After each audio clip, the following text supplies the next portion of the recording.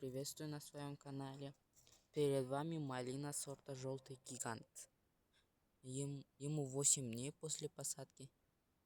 Здесь было 3 побега, я 2 срезал и оставил одну почку сверху. Потому что в ютубе кто-то говорит, что это летний сорт, а кто-то ремандатный. Поэтому решил оставить этот вторую почку.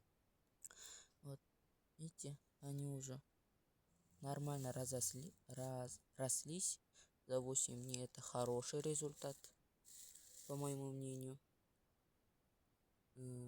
Я посадил эту малину в 24 году у себя в другом доме. Первый год она не росла, потому что я посадил их в органическую грядку. Там у меня была глиняная почва, непитательная, и они очень медленно росли. А в 25 году они нормально росли, но только отращивали побеги.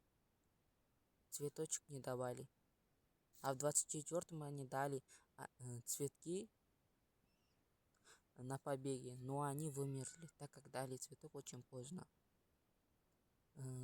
Осенью мы переехали в другое село, а весной забрал их. Один куст выкопал с землей, поэтому не было большого стресса.